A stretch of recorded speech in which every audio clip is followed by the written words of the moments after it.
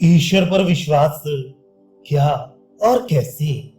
एक शिष्य को किसी के विश्वास को अंधविश्वास कहकर निंदा करते हुए देख श्री रामकृष्ण ने कहा, अच्छा, क्या तू मुझे समझा सकता है कि अंधविश्वास क्या होता है? विश्वास तो पूरी तरह अंधा ही होता है। उसे भला आंखें कब होने लगी? या तो क्या विश्वास, नहीं तो क्या ज्ञान, नहीं तो विश्वास के भीतर भी कुछ विश्वास अंधे हैं और कुछ की आंखें हैं। ये भला कैसी बात हुई? भगवान पर विश्वास न होने के कारण ही मनुष्य को इतना कष्ट भोगना पड़ता है। शारीरिक लक्षणों से भी पता चलता है कि किसके भीतर विश्वास है, किसके नहीं। जिसकी हड्डियां निकली हुई हो, जिसकी आंख भीतर धसी हुई हो, या जो काना या ऐंचा ताना हो, उसे आसानी से विश्वास नहीं होता। दूसरों को मारने के लिए ढाल तलवार की आवश्यकता होती है। स्वयं को मारने के लिए एक नहरनी ही काफी है। दूसरों को समझाने के लिए अनेकों शास्त्र, दर्शन आदि का अध्ययन करना पड़ता है। पर स्वयं की मुक्ति के लिए किसी एक ही शास्त्र वाक्य पर दृढ़ विश्वास हो तो काफी है। क्रिश्चियन, हिंदुओं के बीच नाना धर्म मत, नाना पंथ प्रचलित हैं। हमें उनमें से कौन सा मत ग्रहण करना चाहिए? उत्तर, पार्वती ने महादेव से पूछा था, भगवान सच्चिदानंद की प्राप्ति का मूल उपाय क्या है? महादेव ने कहा, विश्वास। मत या पंथ से कुछ बनता बिगड़ता नहीं। जिसे जिस मत की शिक्षा दीक्षा मिली है, उसे विश्वास के साथ उसी मतानुसार साधना करनी चाहिए। विश्वास और ज्ञान में परस्पर संबंध है।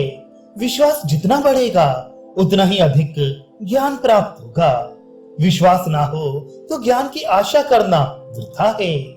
जो गाय चुन चुन कर खाती है वह दूध कम देती है, और जो गाय घास पत्ती, कड़वी, चोकर भूसा जो मिले वही गपागप खा जाती है। वही घर घर दूध देती है, उसके दूध की धार टूटती नहीं। जिसमें विश्वास है उसमें सब है, विश्वास नहीं तो कुछ भी नहीं। अगर तुम्हें ईश्वर लाभ करने की इच्छा हो तो दृढ़ विश्वास के साथ उनका नाम लेते जाओ और सत असत का विवेक किया करो। बालक की तरह सरल विश्वास हुए बिना ईश्वर नहीं मिलते। माँ ने कह दिया कि वह तेरा भैया है, बस उसको 16 आना विश्वास हो गया कि वह मेरा भैया है। माँ ने कह दिया कि उस कमरे में हवा है, बालक ने पूरा पूरा विश्वास कर लिया कि उस कमरे में हवा रहता है। इस तरह बालक के जैसा विश्वास देखने पर भगवान को दया आती है। सांसारिक विषय बुद्धि के द्वारा वे नहीं मिलते।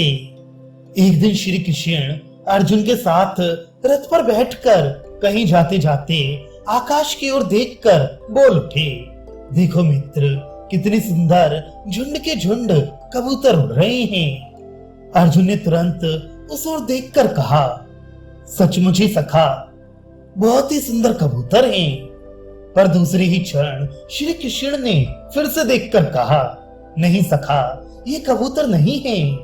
अर्जुन ने भी देखकर कहा, ठीक तो है सखा, ये कबूतर नहीं हैं। अब इसका अर्थ समझ लो।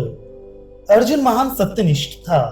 उसने कृष्ण की खुशामद करने के लिए ऐसा नहीं कहा, परंतु श्री कृष्ण की बातों पर उसका इतना विश्वास था, इतनी श्रद्धा भक्ति थी कि श्री कृष्ण ने जैसा कहा उसे वास्तव में वैसा ही दिखाई दिया।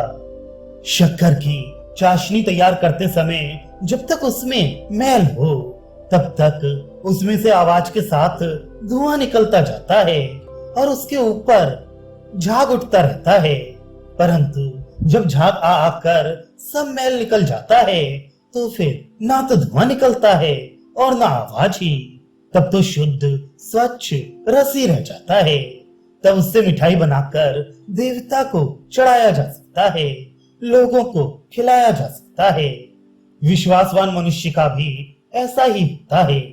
एक आदमी समुद्र पार करना चाहता था। एक साधु ने उसे एक तावीज देकर कहा, इसके बल पर तुम समुद्र पार हो जाओगे। उस ताबीज को ले वह आदमी पानी पर से चलते हुए आगे बढ़ने लगा। बीचों बीच जाकर उसके मन में कौतूहल हुआ कि भला देखूं इस ताबीज के भीतर ऐसी क्या चीज है जिसके बल पर समुद्र पार किया जा सकता है। उसने ताबीज को खोलकर देखा। उसमें एक कागज का टुकड़ा था जिस पर केवल राम लिखा हुआ था। वह उपेक्षा के साथ बोल उठा, बस यही है और कुछ नहीं। जैसे ही ये संशय का भाव आया वैसे ही वह डूब गया। भगवान के नाम पर विश्वास हो तो असंभव भी संभव हो सकता है। विश्वास ही जीवन है और अविश्वास ही मृत्यु। एक शिष्य को गुरु पर इतना विश्वास था कि वह गुरु गुरु कहते हुए विश्वास के बल पर नदी पार हो गया। ये देखकर गुरु ने सोचा, तो सचमुच ही मुझ में इतनी शक्ति है, मुझे तो अब तक ये पता ही नहीं था। दूसरे दिन गुरु मैं कहते हुए नदी पार होने गए, परंतु पानी पर पैर रखते ही वे गिर पड़े और अपने को संभाल ना पाकर डूब मरे। विश्वास का परिणाम अद्भुत होता है, परंतु अहंकार से विनाश ही होता है। स्वयं रामचंद्र जी को समुद्र पार करने के लिए सेतु बांधना पड़ा, परंतु हनुमान जी केवल जय श्री राम कहकर एक ही छलांग में अनायास समुद्र लांघ गए। विश्वास में कितनी सामर्थ्य है। किसी राजा के हाथ से ब्रह्म हत्या हो गई। इस पाप के प्रायश्चित का विधान पूछने के लिए वो एक ऋषि की कुटिया में गया। ऋषि उस समय स्नान के लिए गए हुए थे। उनका पुत्र कुटिया में था। उसने राजा की बात सुनकर कहा, तुम 3 बार राम नाम ले लो।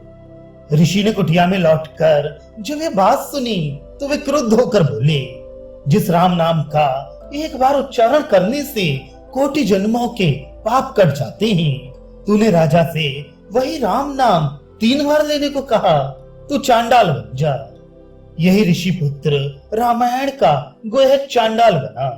पत्थर हजारों साल तक पानी में पड़ा रहे तो भी उसके भीतर एक बूंद पानी नहीं घुसता, परंतु मिट्टी के ढेले में पानी लगते ही वह घुल जाता है।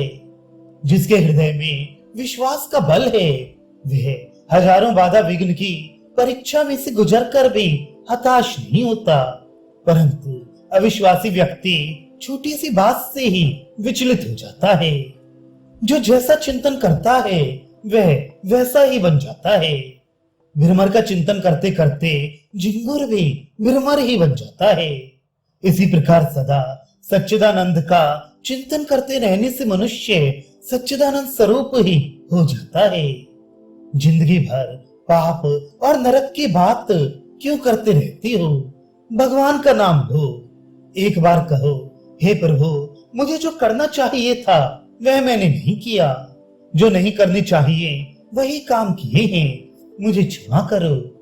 पूरे विश्वास के साथ उनसे प्रार्थना करो, तुम्हारे सारे पाप नष्ट हो जाएंगे। विश्वास के बल पर रोग दूर करने वाले वैद्य रोगी से कहते हैं, पूर्ण विश्वास के साथ कहो, मुझे कोई रोग नहीं है। इस प्रकार कहते कहते आत्मविश्वास जागृत होकर रोगी का रोग अच्छा हो जाता है। तुम यदि स्वयं को पापी दुर्बल समझो तो शीघ्र ही तुम वैसे ही बन जाओगे। यदि तुम विश्वास रखो कि तुम में अनंत शक्ति है तो वास्तव में तुम में शक्ति आएगी। जो सोचता है कि मैं जीव हूं वह जीव ही रह जाता है। जो सोचता है मैं शिव हूं वह शिव ही बन जाता है। मनुष्य जैसी भावना करता है वैसा ही बनता है।